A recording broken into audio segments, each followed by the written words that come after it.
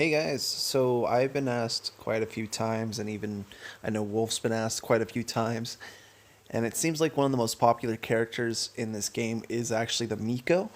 So I'm just going to quickly go over the Miko. Barry was playing Miko. I had the opportunity to play with her. If people don't know, Barry and I do live together, and so it's very easy for one of us to grab each other's phones and just play different accounts. So I've played Amiko.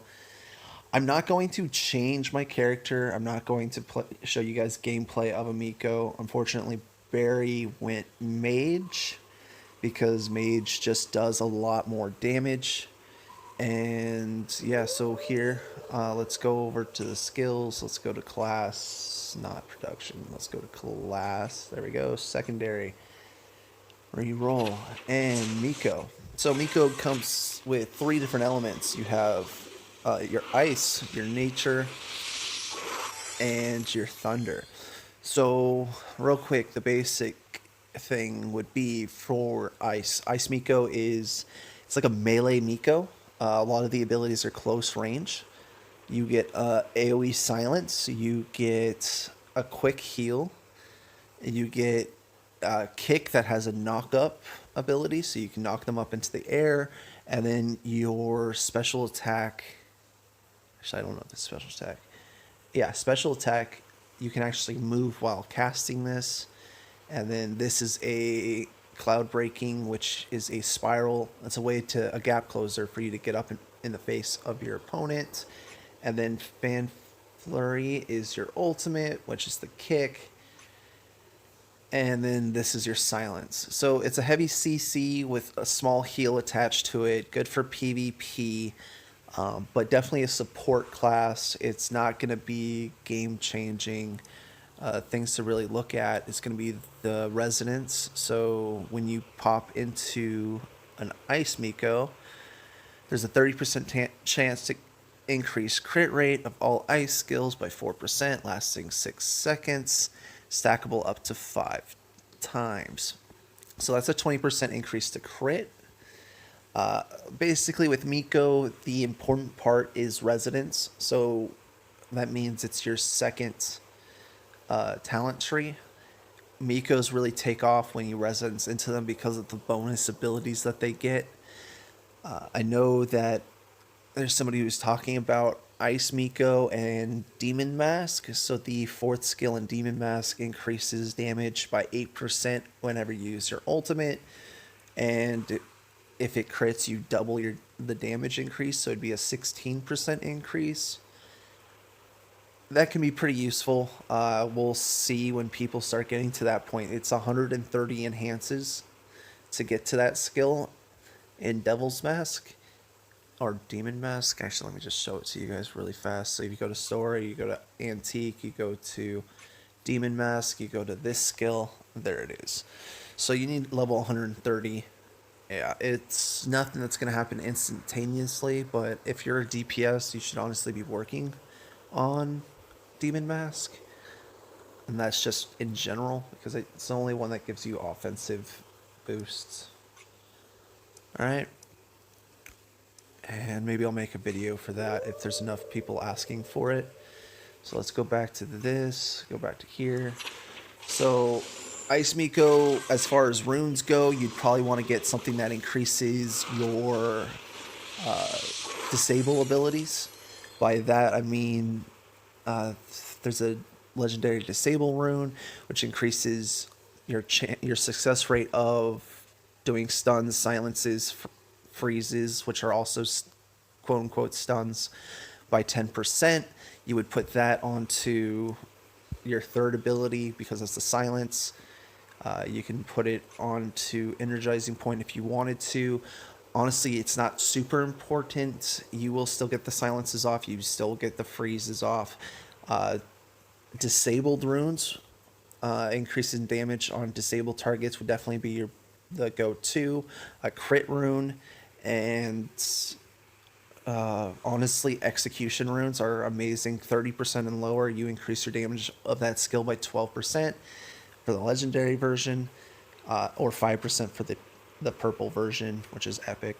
So yeah, or I mean, if you get lucky and you pull the red version, it's 25% increased damage, which is huge. So yeah, Ice Miko CC, it's PvP orientated. The downfalls is you're in melee range, your heal doesn't do too much, and you're more of a CC type class, which you can't really do that to bosses. You can only do that to players, so it's a heavy PvP orientated build.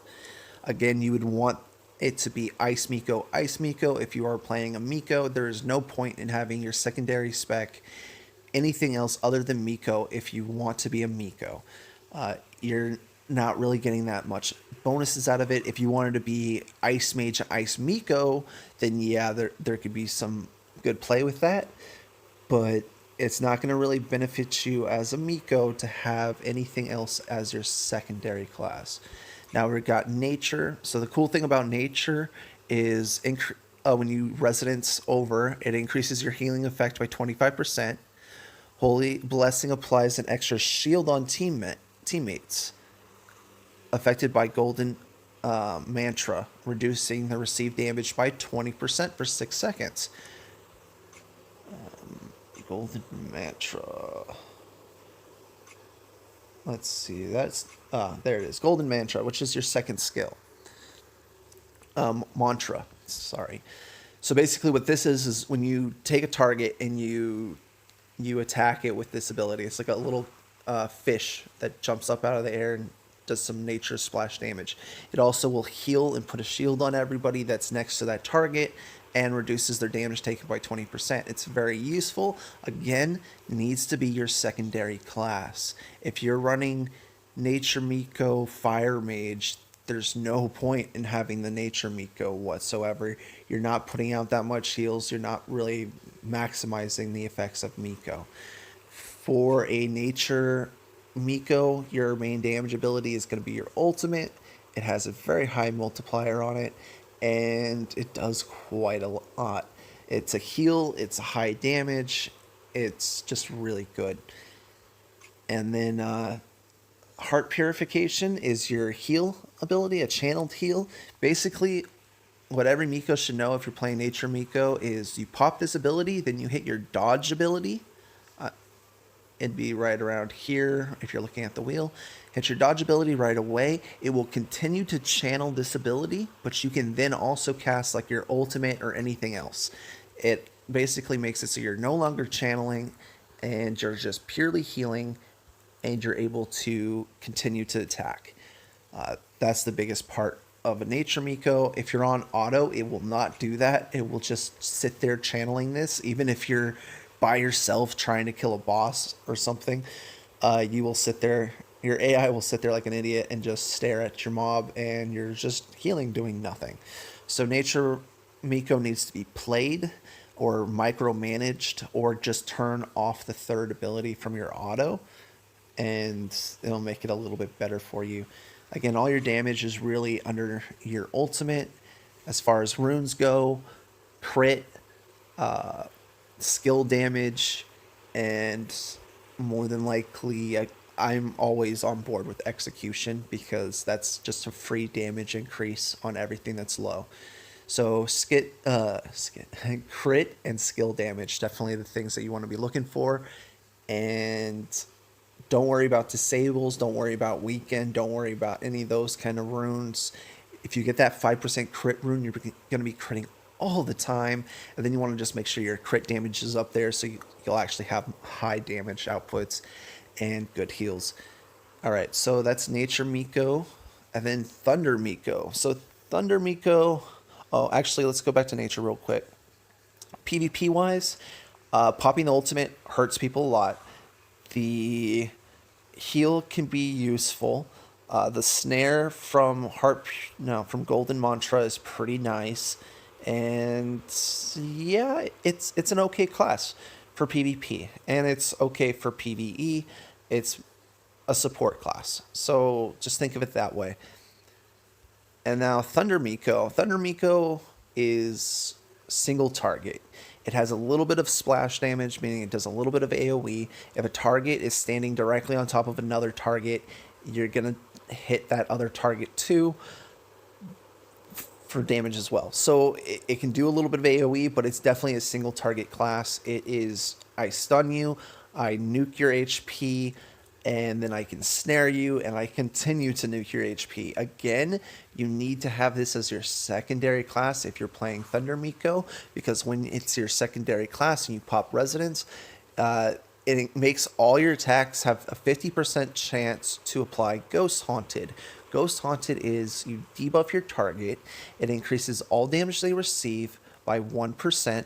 That stacks up to 5 times. So it's a 5% damage increase on that target applied by everything. So if you have other people in your party attacking the same person or same mob, that other person's going to be doing 5% more damage, you're going to be doing 5% more damage, and as long as the target is debuffed, the ultimate will actually do even more damage. So the ultimate applies the debuff if you're not in Resonance, and even if you're in Resonance. But basically, with a Thunder Miko, you pop Resonance, you hit skill 1, which will 90% of the time just put up all 5 stacks of the debuff. Then you go into probably pop your third ability, Puppet Curse, because that's going to increase the damage output you're putting out. And then Devil Summon, and then you hit Devil Summon a second time, and a third time, and a fourth time, because you can cast it 3 times after the initial cast, and you'll just literally wreck into somebody.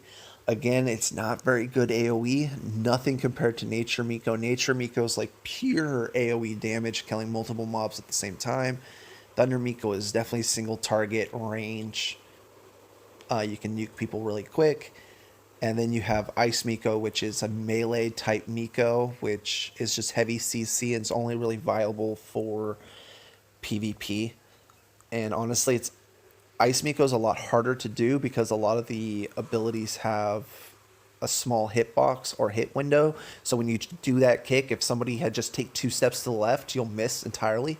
You'll do no damage. It won't affect the person. So Ice Miko really doesn't feel very good at all.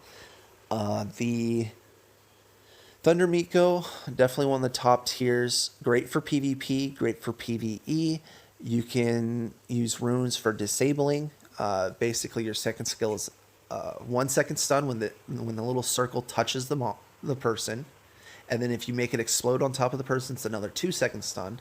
So you can put in the runes that increase damage done to stun targets by 12% or whatever version you have, and you can put that onto like your Thundercaster. So you stun the person and immediately hit Thundercaster, and you're gonna do a ton of damage into that player. You can do, I would do on your third skill, just defensive. Mikos in generally are very, very squishy classes. So you're going to want to get any kind of damage reduction onto your defensive skills. You already do heals as a Nature Miko and an Ice Miko, so maybe pure damage reduction for those 2 classes. For a Thunder Miko, you'd probably want to get a heal rune, at least in your third skill, because Thunder Mikos do not heal. They just apply debuffs to make everybody hit harder. Basically, the gist of this is Mikos are designed to support the party by allowing the party to do more damage, either through debuffing the target or healing the group so they live longer so that they can do more damage, or supply mass amounts of CC. Every single one of their classes has some kind of CC, whether it be freezing, stunning, silencing, or binding. Those are all types of CC that a Miko can provide for the group, and they provide support for the group. If you're looking for a character that's going to put out high numbers, high DPS, huge damage numbers, getting million plus crits, doing some ridiculous amount of damage, Miko's not the class to be playing. You might be able to get to the point where you have a ton of crit damage. You have 8 to 10% crit rate. And on a Nature Miko, you pop that ultimate, you might see a 1 million crit. Kudos. You go to Fire Mage, same stats. In comparison, excuse me, their ultimate, 10 million. So, yeah, Miko's damage isn't there. Again, it's a support class. If it had crazy damage and was support, then everybody in the game would be playing this class because you're just buffing each other constantly. There's not really anything about a Miko that's going to be like, I want to be a solo player and I'm going to wreck everybody's face. Mikos are support classes. They depend on you playing with other players, and they can be a really good thing to bring into Zodiac, Devil's Domain, and all those types of things. Even doing bosses. You group with a Miko, you have a nature Miko in your party. They're healing you, so you're not dying to the boss. Anything like that you can have. But yeah, so if you're looking for a high DPS character and something where you don't need somebody else in your party to really be able to push any kind of content, Miko's not the character for you. If you're looking to make your group better and progress in content like Zodiac and Devils, Miko could be the character that you're trying to get out there for each other. So yeah, I that's the gist. I gave you guys rune tips. I gave you guys class overhauls. Again, if you don't have the Miko class as your secondary class, but it's your main class, you might want to consider switching your main class to anything else. Miko only succeeds. Miko only succeeds if it's your secondary class. If you want to see any other kind of content based around the Miko, let me know. If you have questions, post them in the Discord Miko channel. I'll try and get to them as much as possible. Post questions in the comments.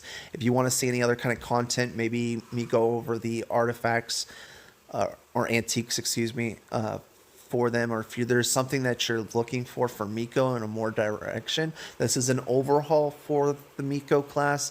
If there's something a little bit more direct that you need, let me know. I went over runes. I went over what the Miko can do and the direction you'd go. Again, stat priority is spirit, and you'd want elemental mastery. You would want elemental damage in the element that you are. You want to be a pure element for the Miko. It's either ice, nature, or thunder. Don't mix them. And then you're going to just want crit, you're going to want pierce, and you're going to want attack for stats on gear. All right. Hopefully this helps you guys all out. Post comments below. Thank you for watching. I'll see you in the next one.